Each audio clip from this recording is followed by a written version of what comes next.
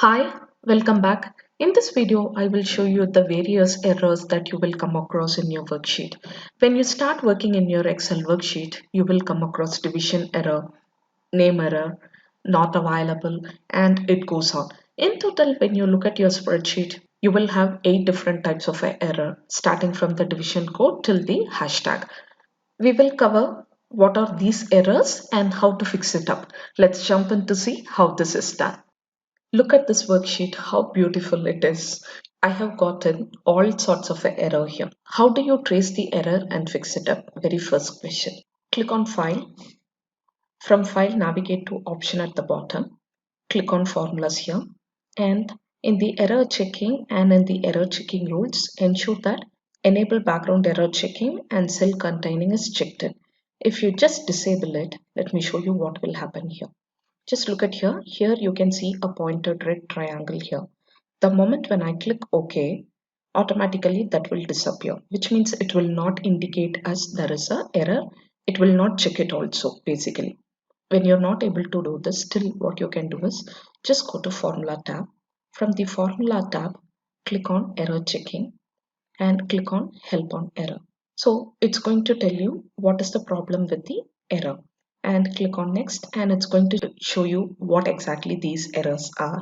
So this is one of the best possible way that you can straight away go to the formula and click on it. But it is always better to activate it at the source itself. As of now, I'm using a shortcut key Alt FT. I'm very comfortable with this. Instead of going and clicking on general option and then coming to formula, automatically it gets me Excel option window dialog box. Click on formula and I can go and click on here. And kindly be assured all the time this needs to be checked in, both enable background error and the very first one. And by any chance, if you feel that you don't want red color or you want some other color, you can pick up whichever color you are comfortable with. You want indicate this using a green color or whichever color you want. I'm just reverting back to red color. This is a small set of data and easily we can make out where exactly the errors are. But when you have a huge set of data, and identifying the error is going to be really a difficult task. If you have that problem, what you can do is click on the error cell, click on error checking and click on trace error. This is going to tell you exactly where the errors are. In a huge set of data, it will get you where the error points are. Once you are done with the calculation, go back and click on remove errors. Automatically that goes in. So this is the basic idea about how to deal with the errors. Now let's get into what are these errors and how to do it. I have got few students' name and the classes they have attended and the classes conducted. Based on that, we have calculated a percentage. But while calculating the percentage, we have come across with certain forms of error. What are these errors are? When you look at the very first error, we have got a division error. Division error pops up when there is a missing value in the denominator. Say for example, here you can see there is no value at all. The moment when I place, let's say 30, and you can see what will happen to the division error, automatically it changes. The very first error is solved. What is basically a value error?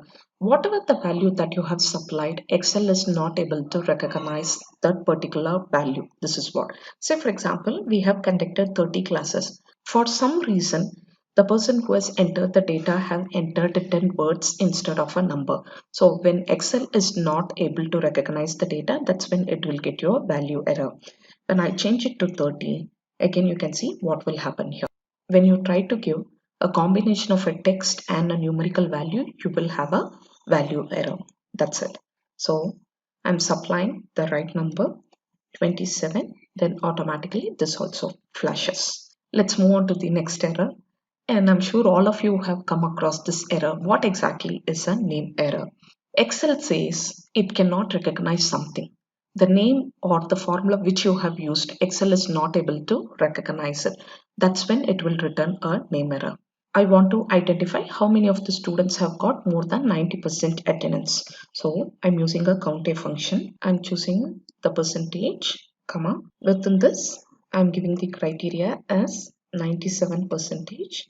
When I hit enter, you will see a name error here. Just look at the formula what I have typed here. Instead of count A, I have stopped it with COUN. That is the problem. The moment when I put in count, and count A, automatically it counts and lets me know. Majority of us, when we are in hurry, we do not check in what formula we are supplying.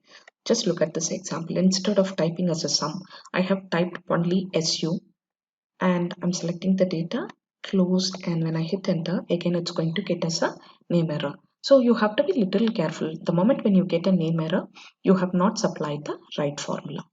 Let me show you what is NA error. I want to extract the details of Harsh Upadhyay. So I'm doing a VLOOKUP. Where is the lookup value? This name is the lookup value. The table array starting from the name of the candidate till the percentage. I want to extract how many classes he has attended. So within the table, class attended is the second column. Are we looking for a false match or a true match? I'm looking for a false match. Close. When I hit enter, you can see it's going to get us a NA error because the candidate name what we have specified, VLOOKUP is not able to fetch it from the data. When you look at here, I have supplied Harsh Upadhyay here, and here I have typed it as Harsh Upadhyay. We may be calling somebody with a shorter name, but when we work with the data, this is what you have to be very careful. Or on the other hand, let's say instead of Harsh Upadhyay, I am looking for, let's say, Shweta Detail. The name is not there in the table, very much you can see that. So even when you're trying to look for a detail which is not present in the table, then you will have a not available error. Let's move on to the very interesting aspect of it called as a null error. Basically, what is a null error? Just look at the situation. I want to do a sum of the total classes attended by the people and the sum of the classes taken for them. So this is what I want to do. When I hit enter, we will have a null error. Just see. You're very sure that you have supplied the right formula. Just look at the formula. We have not supplied the right formula. The delimiter comma is missing in this formula. When you just look at this formula, it clearly indicates there is a comma after the very first range. We have not given it. So that's the reason when you just supply comma here and hit enter, it will get you the data. No more we will have a null error. The next error what I want to show you is a reference error. Just imagine a situation I'm working with lots of data. By mistakenly or by deliberately, I'm thinking I do not want to have the number of classes conducted because I can insert this in a particular cell and give an absolute reference.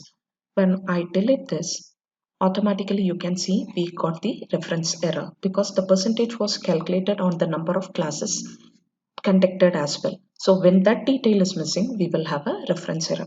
The best way is when you have deleted a particular column, just use Control Z to bring the data back and automatically this is set in. The next type of error what I want to show you is a number error. Let's say I have gotten a start date as today's date. I have got the date on 3rd of July. Now I want to find out what is the total number of months or number of days between these months. I'm using a function called date difference. When you type date, you will not find that function. It is available in Excel only for the compatibility purpose and you have to type it manually. The argument is the start date, second argument is the end date, and the third argument is what is the unit. The unit code is YD, which means I want to ignore the years and get only the days. When I hit enter, we will have a number error. Yes, we have used it correctly, but why? You might be saying you have supplied the right detail, but what is the problem here for a number error? Whenever you are working with date difference, you have to ensure that the end date is always greater than the start date. Here, the start date is on as on today, but the end date was 2 days ago. So that's when you will have a number error. So try to give a start date which is earlier than the end date. Let's say I'm tuning it to 1st of July. The difference between 1st January and 3rd January is just 2 days. Now you have solved it. The last type of an error is a hashtag error. I'm specifying today's date. When I hit enter, you will see a hashtag error here. What is this error?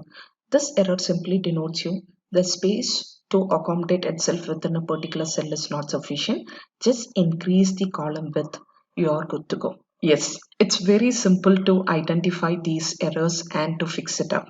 I'm sure you have enjoyed this video. If at all you ask me, these are all the maximum errors that we will encounter in Excel worksheet. No, If at all you are working with desktop version of be it 2010 till 2019, these are the errors which you are going to commit. But by any chance, if you have Office 365 subscription, then we will have another four sorts of error called as a spill, calculated error, field error, and a blocked error. But that's for another video. I'm sure this video was very informative. I hope you have enjoyed this video. Stay tuned for more such videos. Good day.